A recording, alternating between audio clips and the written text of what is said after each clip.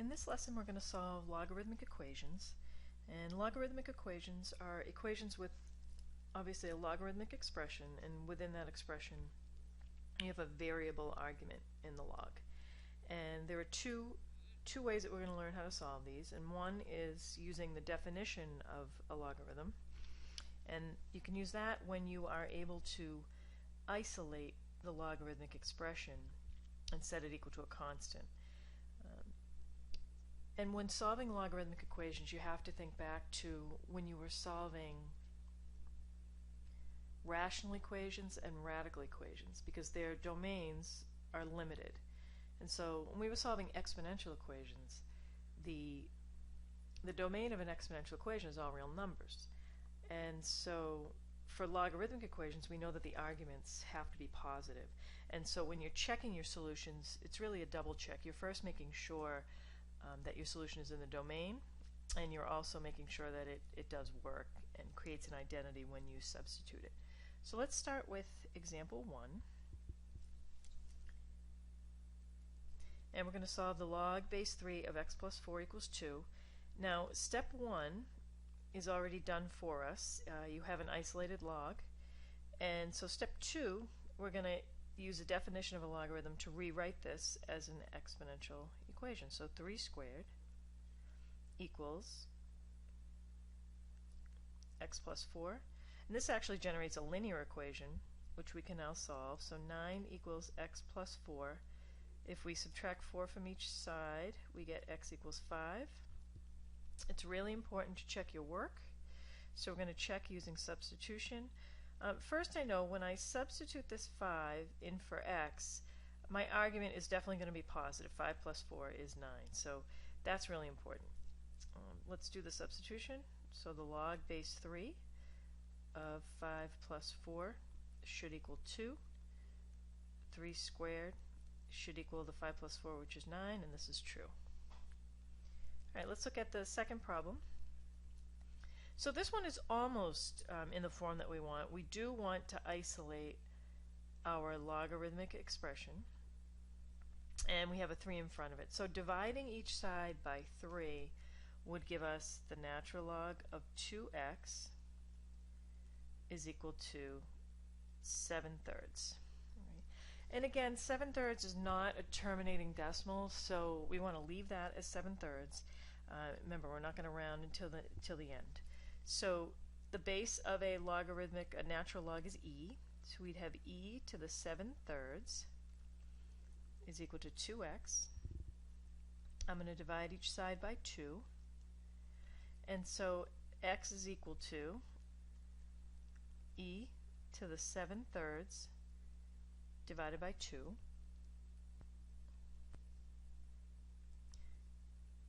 Now we'll enter this in the calculator to get our approximate answer.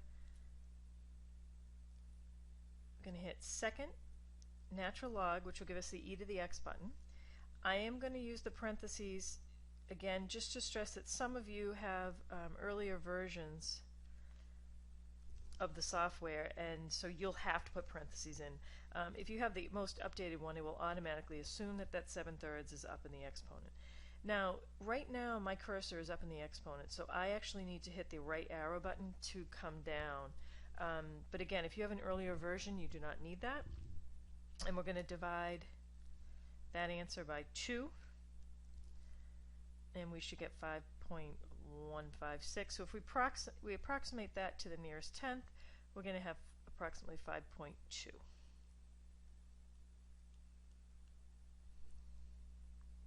Okay, now we're going to solve a more complicated logarithmic equation.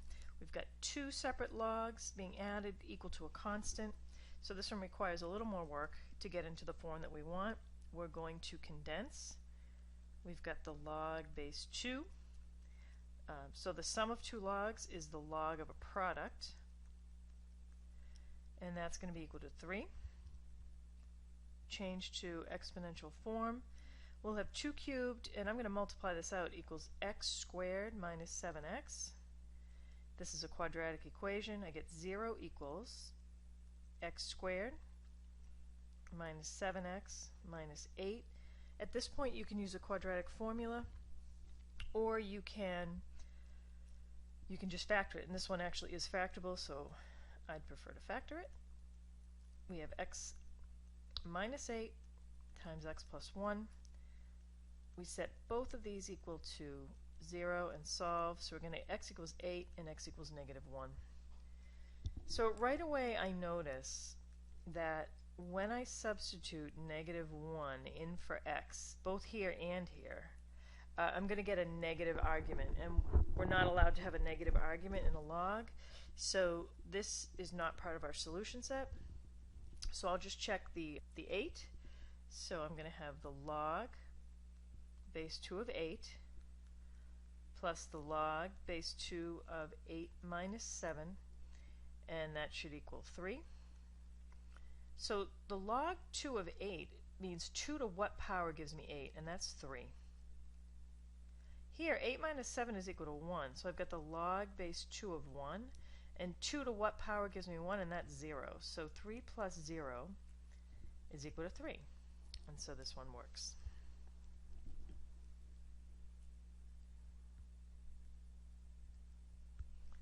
So I'd like you to pause the video, try these two practice problems, and then start the video again. Okay, the first one, this one is not quite isolated yet. We want to divide both sides by 2.6. If we do that, we'll get the natural log of 3x equals 11 divided by 2.6. And again, I'm not going to evaluate the 11 divided by 2.6. I'm going to then take e, raise it to the 11 divided by 2.6, set that equal to 3x. I'm just changing this to exponential form. So x is going to equal e to the 11 divided by 2.6, all divided by 3. And so I want to use my calculator to get an approximate answer. Alright, so I'm going to use the second e to the x button. I'm going to open my parentheses, 11 divided by 2.6. I'm going to close them, and again, for those of you who have the latest version, that arrow is still up in the exponent. You have to, your cursor, you have to hit the right arrow to come down. If you have an older version, you don't need to do that. Certainly you can test it to see that you get the same answer that we do. Now we're going to divide by 3 and hit enter. If you choose not to use the e to the x key, but just the plain old e key, let's try that, and maybe, for some of you that might be less confusing. I have e, and then I use the caret, and it's going to come out to be the same. So 11 divided by 2.6, close them. I still have to arrow to come down, divided by 3, and I still get the same value. So approximately equal to 22.9.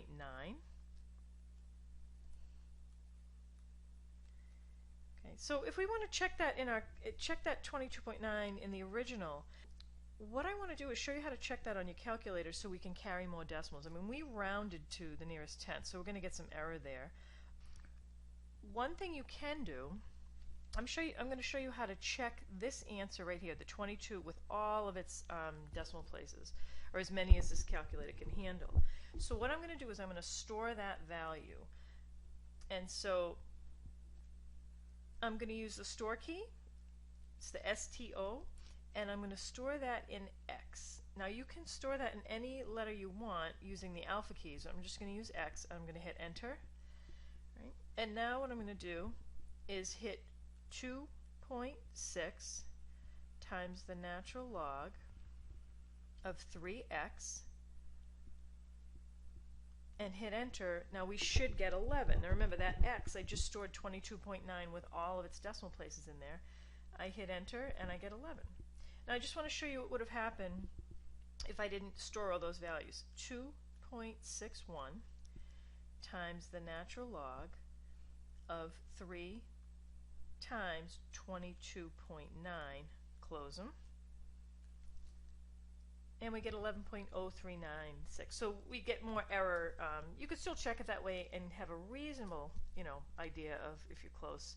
You're always going to get some error when you round.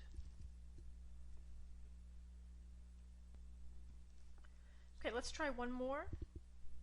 In this case, we're going to condense. So we've got the log of a product. That's x